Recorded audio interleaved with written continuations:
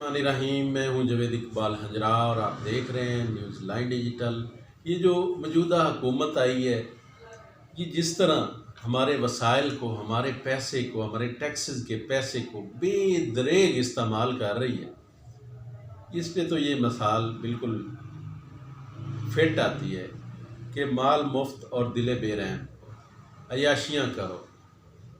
इधर महंगाई का बोझ डाल दो आवाम पे, पेट्रोल महंगा कर दो, डीजल महंगा कर दो, मिट्टी का तेल महंगा कर दो, घी महंगा कर दो, बिजली महंगी कर दो, गैस महंगी कर दो, और जो उससे कलेक्शन होगी, जो पैसा इकट्ठा होगा, उसको अयाशियों में उड़ा दो। जिस तरह हालिया करोड़ों रुपए के इश्तिहार दिए गए हैं मीडिया मालकान को, 2 दिन पहले की बात। इसी तरह 20 करोड़ रुपए बार एसोसिएशन को दिए गए। 20 करोड़ रुपए बार एसोसिएशन को दिए गए, मतलब वकला को दिए गए। मीडिया पे बेदरेग पैसा इस्तेमाल किया जा रहा है। जिस तरह के मैं बता रहा हूँ कि करोड़ों रुपए के इश्तिहार मीडिया मालकान को दिए, अखबार को। जब ये तुर्की के दौरे पे गए, 52 लोगों को वहाँ पे, 54 लोगों को वहाँ पे लेके गए वफद की सूरत में। कितना खर्चा आया होगा, हासिल क्या किया, दौरे का मकसद क्या था, पर्पज़ क्या था। वहाँ से तो कोई पैसा नहीं मिला, कोई बात नहीं हुई, कोई डील नहीं हुई, क्योंकि तब तक डील या ऐसा सिस्टम नहीं होना जब तक ये सिचुएशन अगले लोगों को ये ना समझ आए, बाहर के मुल्क के जो लोग जिनके पास हम जाते हैं मदद के लिए, कि ये हुकूमत लॉन्ग टर्म चलेगी नहीं चलेगी, फिर वो ट्रस्ट करते हैं। तो क्यों डर रहे हैं आप इलेक्शन से? इलेक्शन करवाएं, नया एक सिस्टम आए, आप जीत जाएं तो आप संभालें, आप चलाएं एक सिस्टम को। 18 करोड़ रुपए जो प्राइम मिनिस्टर का स्विमिंग पूल है उस पर लग गए। कर लें बात। प्राइम मिनिस्टर हाउस में एक स्विमिंग पूल बनाया जा रहा है जिस पे 18 करोड़ रुपया खर्चा आया है।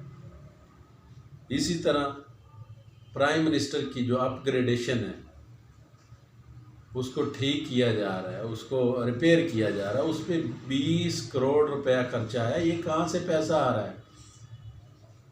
वैसे तो कह रहे हैं कि मुल्क दिवालिया हो रहा है, और ये सारा अवाम बोझ डाल के, पेट्रोल महंगा करके, बिजली महंगी करके, खाने पीने की अशिया महंगी करके, वो जितना भी पैसा इकट्ठा हुआ है तो वो अपने जैसे चोरों में ही बांट रहे हैं, अपने ऊपर खर्च कर रहे हैं। स्विमिंग पूल बनाने की भला क्या ज़रूरत थी 20 करोड़ का?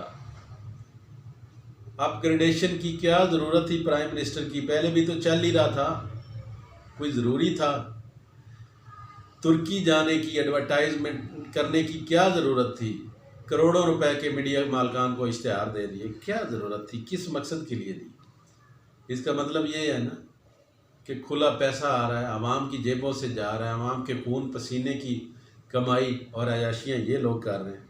तकरीबन 1.5 माह में 5 बैरूनी दौरे हुए हैं, जिनमें 35 लोग, 40 लोग, 50 लोग, 60 लोग, 80 लोग, इस तरह ये वफद बन के गए हैं। और वो खर्चा कहाँ से होता है?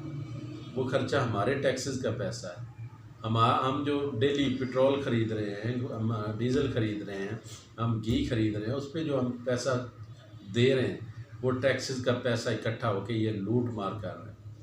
कोई इनको पूछने वाला नहीं। इस मुल्क में कोई ऐसा शख्स नहीं है जो इनको पूछे कि या ये पैसा आप बेदरेग क्यों इस्तेमाल कर रहे हैं, ये गरीब आवाम का पैसा क्यों आप इस्तेमाल कर रहे हैं।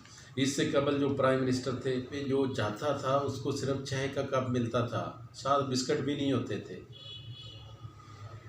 तो यहाँ तो लूट मार का बाज़ार लगा हुआ है, आते ही खाने खिलाए जा रहे हैं। साफ़ियों के बहुत बड़े बड़े वफद आ रहे हैं, उन पे लाखों करोड़ों रुपए के उनको खाने खिलाए जा रहे हैं।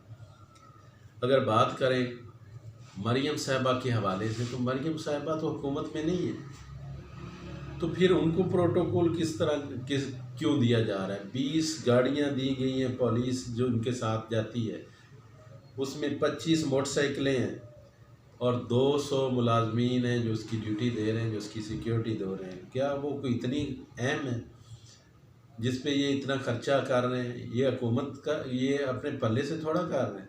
ये तो आवाम की जेबों से जा रहा है, मेरी और आपकी जेबों से जा रहा है। 5 घरों को वज़ीर आज़म हाउस डिक्लेयर किया गया है, और जब किसी घर को वज़ीर आज़म हाउस डिक्लेयर करते हैं तो उस पे जो जितने एक्सपेंस आने होते हैं वो हमारे पैसों से जाने हैं, हमारे टैक्सेस का पैसा वहाँ पे लगना है, गवर्नमेंट का पैसा वहाँ पे लगना होता है, वो कोई ज़ाती किसी का पैसा नहीं लगना होता। इससे कबल जो प्राइम मिनिस्टर थे वो एक ही प्राइम मिनिस्टर जो बना हुआ वही इस्तेमाल करते थे, उसके अलावा कोई सब कैंप नहीं था, कोई किसी किस्म का कोई एक्स्ट्रा ख़र्चा नहीं था कि वो वहाँ पे जाएं और वो वहाँ पे वो कोई ऐसा ये तमाम जो एक्सपेंस है, तमाम अखराजात है, ये हमारी जेबों से जा रहे हैं और हमारी जेबों से जाने हमने ही पे करने, लेकिन अयाशियाँ इन लोगों की। क्या कोई ऐसा शख्स है इस मुल्क में जो इन चोरों से, इन डाकुओं से, इन लुटेरों से पूछे कि ये जो हमारा पैसा है, हमारे टैक्सेस का पैसा है जिसको बेतरेग इस्तेमाल किया जा रहा है, कभी मीडिया मालकान को दिया जा रहा है, तो कभी बार एसोसिएशनों को दिया जा रहा है, तो कभी सिक्योरिटी पे खर्चा हो रहा है, तो कभी किसी स्विमिंग पूल पे खर्चा हो रहा है। ये हो क्या रहा है मुल्क में? क्यों लूट मार मचाई जा रही है? आवाम 2 वक्त की रोटी को तरस रही है और ये लोग अयाशियाँ कर रहे हैं। 54 लोगों का काफ़िला वफद की शक्ल में जा रहा है, बरूनी दौरे कर रहे हैं। उन पे जो एक्सपेंस आते हैं वो कहाँ से लगने हैं? किसका वो खर्चा? वो इस गरीब मुल्क का खर्चा। माशियत हमारी बैठ चुकी है, कर्ज़ों की हम भीख मांग रहे हैं और ये जो हमारे हुक्मरान हैं ये अयाशियाँ कर रहे हैं।